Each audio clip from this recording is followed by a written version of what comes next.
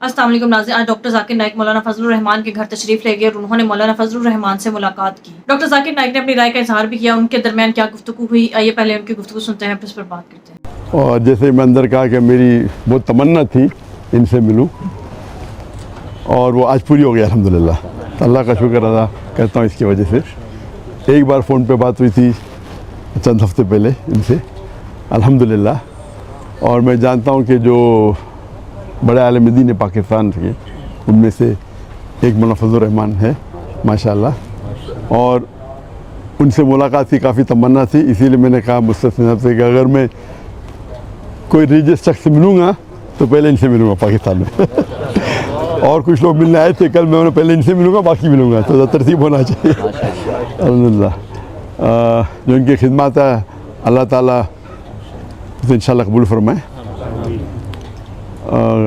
जैसे कि जानते हो कि मेरा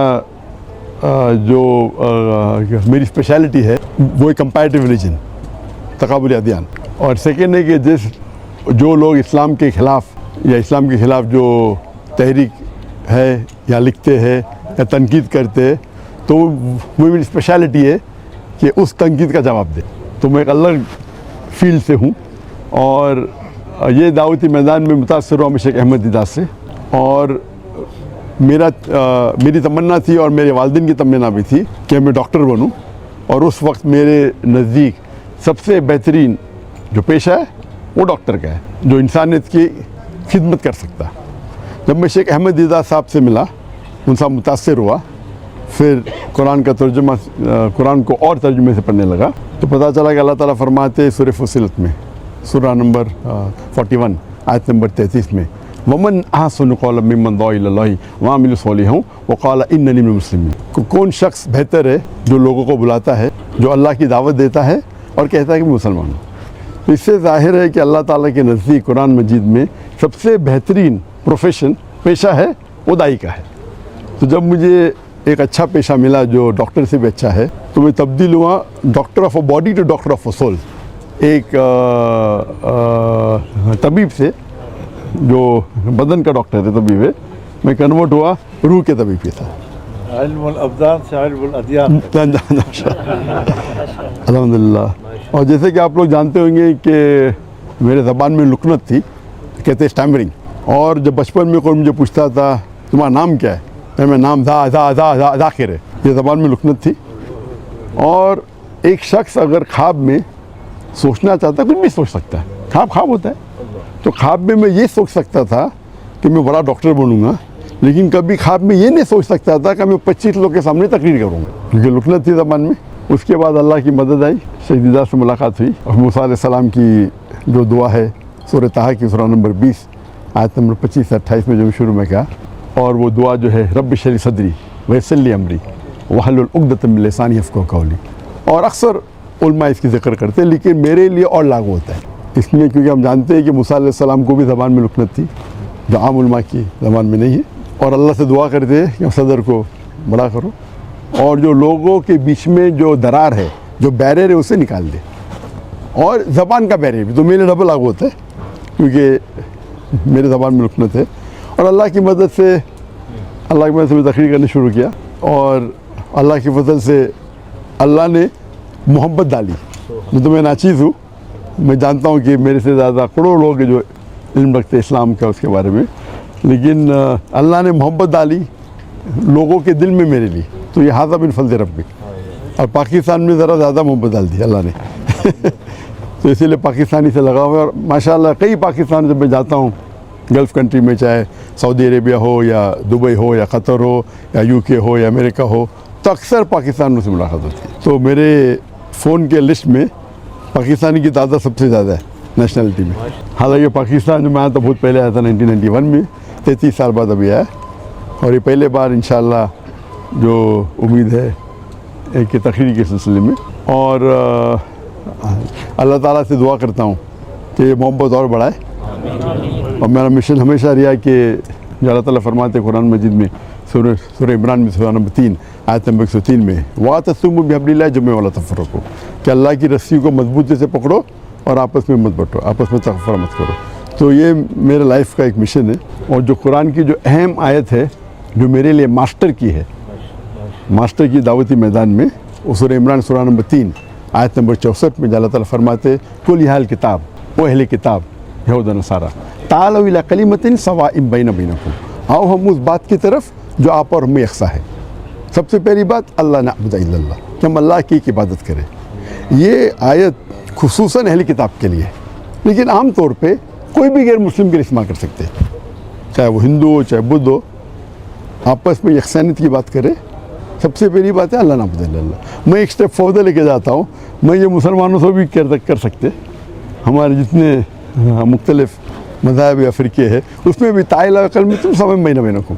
और हम जानते हैं कि अक्सर जितने भी मज़हब है, और मैं चारों अइम्मा की इज़्ज़त करता हूँ, 90% से 90% से ज़्यादा या बोल सकते हैं 95% उनमें यकसानियत है। लेकिन अक्सर मुसलमान वो 2% या 4% या 5% जो इख्तिलाफ है उनके अंदर उलझ जाते और जो यकसानियत है उसको छोड़ देते। तो मेरे लाइफ का ये भी मिशन है कि जितने मुसलमान दीगर मज़ाहिब के दीगर गौर फ़िक्र के उनके साथ रहे। और अल्लाह ताला ने अल्हम्दुलिल्लाह ये अल्लाह ताला की मदद हाज़ा मिन फ़ज़ल रब्बी, क्या मेरे चाहने वाले हर फ़िरके में माशाअल्लाह जो शिद्दत के लोग हैं वो शायद मुझसे नाराज़ है।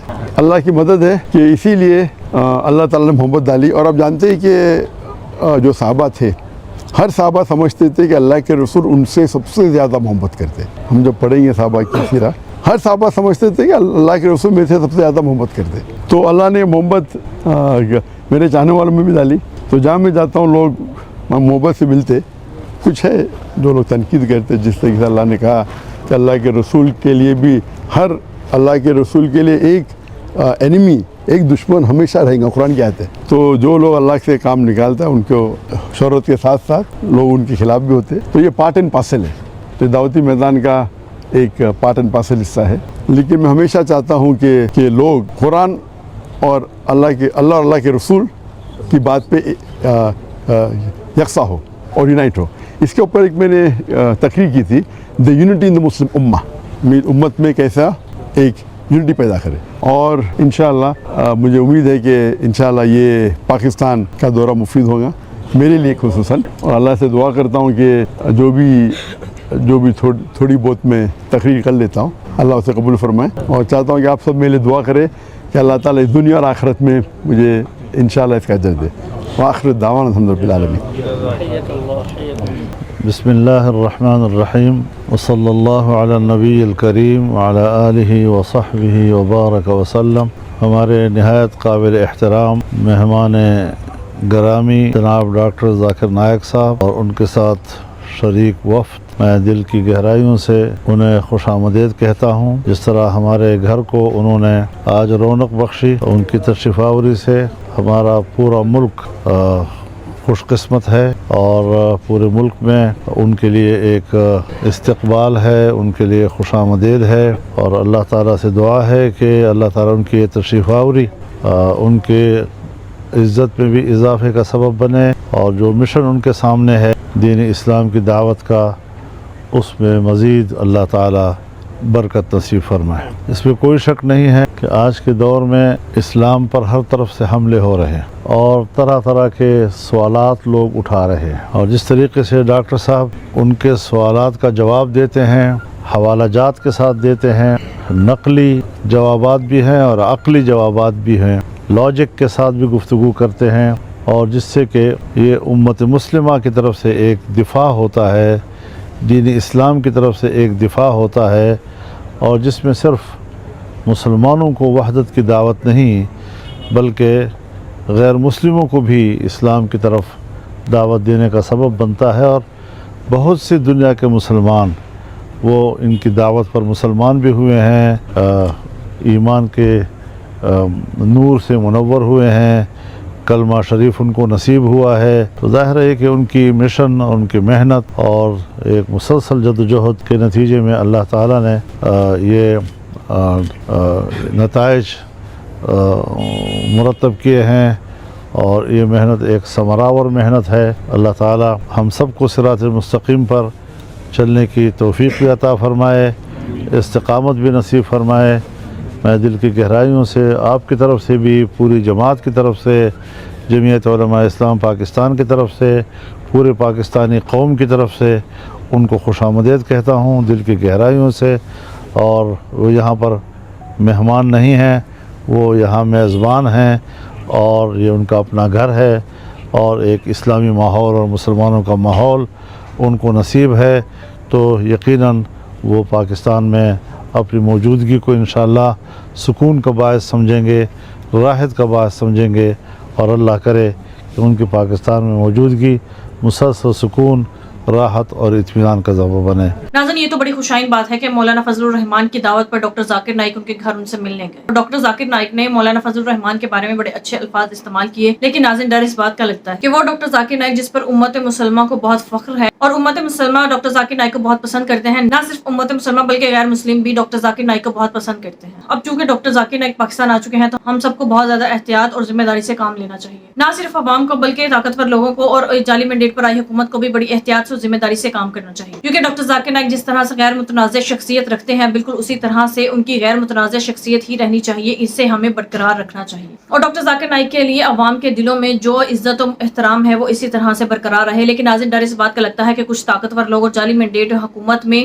کچھ ایسے لوگ ضرور ہیں جو ڈاکٹر ذاکر نائک کی شخصیت کو متنازع بنانے کی پوری کوشش کریں گے، کیونکہ ناظرین یہ بات ثابت ہو چکی ہے کہ پاکستان کے وزیر اعظم شہباز شریف اور پاکستان کی وزیر اعلیٰ مریم نواز کے ساتھ کتنی ہی اچھی شخصیت رکھنے والا کیوں نہ ہو، لیکن جیسے ہی وہ ان کے ساتھ کوئی تصویر بھی کھنچوا لے تو اس کی شخصیت متنازع ہو جاتی ہے، کیونکہ ڈاکٹر ذاکر نائک اس وقت پاکستان میں ہے اور وہ اس وقت حکومت پاکستان کے مہمان ہیں، تو اسی وجہ سے ہم سب کو احتیاط سے کام لینا چاہیے۔ اب چاہے پاکستان کے وزیر اعظم اور وزیر اعلیٰ دونوں ہی جعلی مینڈیٹ پر آئے ہیں، انہیں ڈاکٹر ذاکر نائک سے ملاقات تو کرنی پڑے گی، لہٰذا عوام کو بھی اس بات کو سمجھنا چاہیے، اور عوام کو بھی ڈاکٹر ذاکر نائک کے بارے میں اچھی سوچ کا مظاہرہ کرنا چاہیے، اور عوام کو بھی چاہیے کہ ڈاکٹر ذاکر نائک کو اس بارے میں متنازع بنانے کی کوشش نہ کریں۔ ناظرین ڈاکٹر ذاکر نائک جیسے انسان جو اتنی سمجھ بوجھ اور ذہانت رکھنے والا انسان شاید ہی پوری دنیا میں کہیں ملے، کیونکہ ڈاکٹر ذاکر نائک خود اس ذہانت کا مظاہرہ ضرور کریں گے کہ وہ اس جعلی مینڈیٹ پر آئی حکومت کے کہنے پر کوئی بھی ایسی بات نہیں کریں گے جس کی وجہ سے عوام کے سامنے متنازع شخصیت بن جائے۔ البتہ یہ جعلی مینڈیٹ پر آئی حکومت کو اپنی ریٹنگ بڑھانے کے لیے اور عوام کی نظر میں اچھا بننے کے لیے انہیں جو کرنا پڑے یہ کر سکتی ہے، کیونکہ اس جعلی مینڈیٹ پر آئی حکومت کے نزدیک اگر یہ ڈاکٹر ذاکر نائک کو بھی متنازع شخصیت بنا کر انہیں کوئی فائدہ حاصل ہوگا تو یہ انہیں اس سے بھی کوئی فرق نہیں پڑے گا، کیونکہ ہو سکتا ہے آنے والے دنوں میں یہ ڈاکٹر ذاکر نائک سے کہیں کہ ہماری تعریفیں کرے اور ہمارے بارے میں بات کرے، اور عوام بھی امید کرتی ہے کہ ڈاکٹر ذاکر نائک اس طرح کا کوئی بھی بیان نہیں دیں گے اور وہ نیوٹرل رہیں گے، اور جعلی مینڈیٹ پر آئی حکومت کو کبھی بھی پروموٹ نہیں کریں گے، کیونکہ ناظرین نون لیگ کا شروع سے ہی یہ وتیرہ رہا ہے کہ یہ ہر طرح کی غیر متنازع شخصیت کو اور پاپولر شخصیت کو اپنے ساتھ ملا کر